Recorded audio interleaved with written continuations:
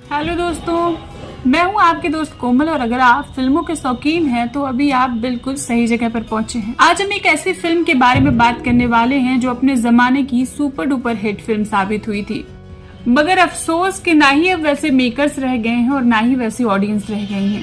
वो जमाना ही अलग था, वो फिल्में ही अलग थी।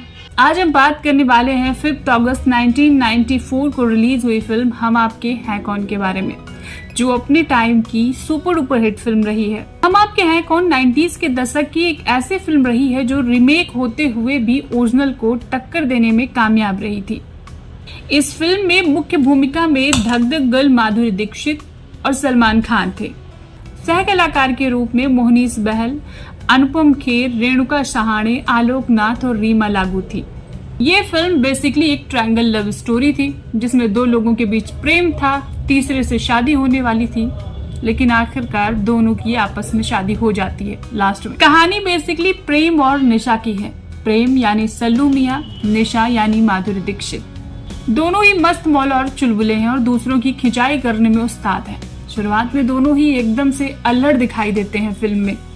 इसमें प्रेम जो है उनके माता पिता का देहांत हो चुका है, उनके एक बड़े भाई राजेश हैं और उन दोनों भाइयों का लालन पालन उनके चाचा कैलाश नाथ यानी आलोक नाथ जी ने किया है। धीरे धीरे कहानी आगे बढ़ती है और राजेश के लिए दुल्हन की तलाश शुरू हो जाती है। ये तलाश होते होते होते होते निशा के घर तक पहुंच जाती है और उनकी बड़ी बहन पूजा से राजेश की शादी तय हो जाती है। दोनों परिवारों में खुशी का माहौल होता है, लोग बहुत खुश होते हैं और पहले ही सीन से प्रेम और निशा के बीच नोक झोंक और चुलबुली शरारत शुरू हो जाती है। दोनों ही अल्हड़ हैं, दोनों ही मजाक मस्ती करते रहते हैं, इसलिए वही कहते हैं ना कि नमक नमक से नहीं खाया जाता। हालांकि इनकी बहन और इनके बड़े भाई दोनों ही बहुत गंभीर किरदार में नजर आए हैं। नोक झोंक के साथ ही दोनों के बीच कुछ कुछ होने भी लगता है, लेकिन उनको इस बात का अंदाजा नहीं रहता। बात गहराती तब है जब निशा की दीदी पूजा प्रेग्नेंट होती हैं और वो उनकी देखभाल के लिए इनके घर पर आती हैं। इसी बीच निशा और प्रेम के बीच प्रेम बढ़ता जाता है। पहले तो दोनों में खूब लड़ाइयाँ होती हैं, लेकिन लड़ाई होते होते कब इनके बीच गहरा प्रेम हो जाता है इन्हें खुद पता नहीं चलता। अब ये एक दूसरे पर जान छिड़कने लगते हैं। कुछ वक्त बाद पूजा को बेटा होता है। पूरे परिवार में, पूरे खानदान में खुशी का माहौल रहता है, सब लोग बहुत खुश होते हैं। सारे काम निपट जाने के बाद निशा के घर वापस जाने की बारी आ जाती है। यहाँ से फिल्म धीरे धीरे सीरियस होना शुरू होती है। अब निशा और प्रेम दोनों को बड़ा दुख होता है क्योंकि इतने दिन तक वो हंसते खेलते एक दूसरे के साथ रहे और अब निशा अपने घर जाने वाली है। प्रेम उससे वादा करता है कि वो जल्द ही परिवार वालों से उनकी शादी की बात करेगा और उसे दुल्हन बनाकर वापस अपने घर ले आएगा। प्यार भरे वादे के साथ निशा उसके घर से विदा होती है। निशा के घर वापस जाने से पहले ही प्रेम उसकी भाभी पूजा से इस बारे में बात करता है। वो बहुत खुश होती है और अपना खानदानी हार निशा को दे देती है बहू बनने की बधाई के रूप में। दोनों बहुत खुश होते हैं कि जल्द ही उनकी शादी हो जाएगी।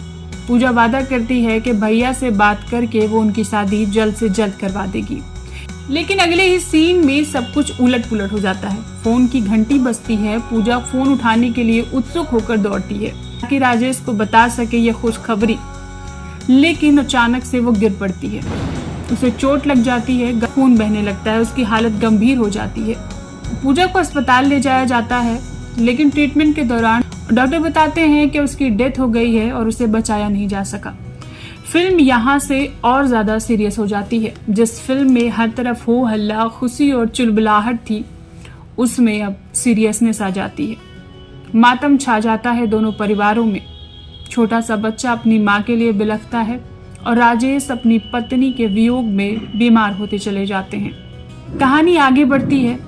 राजेश के ससुर यानी निशा के पिता को राजेश की हालत देखकर बड़ा दुख होता है। उनसे ये हाल देखा नहीं जाता और वो तय करते हैं कि निशा की शादी राजेश से कर दी जाएगी ताकि उनके छोटे से बच्चे को एक माँ मिल जाएगी और राजेश की उजड़ी गृहस्थी भी बस जाएगी। इस बात की जानकारी प्रेम को दी जाती है। उसे बड़ा धक्का लगता है, लेकिन वो तैयार हो जाता है परिवार और अपने भतीजे की खुशी के लिए। उधर निशा से परिवार वाले पूछते हैं कि क्या वो अपनी बहन के घर में दुल्हन बनकर जाना पसंद करेगी। निशा को लगता है कि प्रेम से उसकी शादी की बात हो रही है। वो बड़ी खुश होती है और मंजूरी दे देती है। उसे ये नहीं पता होता कि उसकी शादी राजेश से हो रही है, प्रेम से नहीं। कहानी में ट्विस्ट तब आता है जब निशा को ये पता चलता है कि उसकी शादी राजेश से हो रही है। उसे बड़ा दुख होता है, वो बड़ा परेशान होती है, लेकिन फिर वो भी परिवार के लिए बलिदान देने को तैयार हो जाती है। यहाँ तक आते आते कहानी काफी दिलचस्प हो चुकी होती है। इसमें बहुत सारे मोड़ आते हैं, बहुत से इमोशनल सीन्स आते हैं जिन्हें देखकर आपकी आंखों में आंसू आ जाएंगे। जब से निशा को ये बात पता चलती है कि उसकी शादी राजेश से हो रही है, वो काफी दुखी रहने लगती है। धीरे धीरे बारात का दिन आ जाता है, बारात वहां से निकलती है। प्रेम भी अपने भाई के साथ उसकी बारात में निकलता है, भारी मन लेकर। जब बारात द्वार तक पहुंच जाती है तो निशा को लगता है कि वो खानदानी हार जो उसकी दीदी ने उसे दिया था वो उसे वापस कर देना चाहिए, और उसके दिल में जो बातें थी वो एक लेटर में लिखकर प्रेम को बता देनी चाहिए। उसे प्रेम से कुछ शिकायतें भी थी। वो एक कपड़े में लपेट कर वो हार और एक लेटर भिजवाती है कि उसे प्रेम तक पहुंचा दिया जाए, लेकिन वो खत प्रेम तक न पहुंचकर राजेश तक पहुंच जाता है। राजेश वो खत पढ़कर काफी चौंक जाते हैं और सोचते हैं कि उनसे कितनी बड़ी गलती होने वाली थी। उसके बाद वो दोनों परिवार के लोगों से बात करते हैं और आखिरकार प्रेम और निशा की शादी हो जाती है। यूं बताने में तो ये कहानी बहुत जल्दी खत्म हो गई, लेकिन जब आप फिल्म देखेंगे तब महसूस करेंगे कि किस तरह से इमोशंस को बांधा गया है, किस तरह से दर्शाया गया है, छोटे छोटे भावों को, छोटे छोटे इमोशंस को, छोटी छोटी फीलिंग्स को। मुझे यकीन है कि यह फिल्म देखकर आपको बहुत खुशी होगी और आप चाहेंगे कि ऐसी फिल्में दोबारा से बने। इस फिल्म के लिए माधुरी दीक्षित को बेस्ट एक्ट्रेस का और सूरज बड़जात्या को बेस्ट प्रोड्यूसर का फिल्म फेयर अवार्ड भी मिला।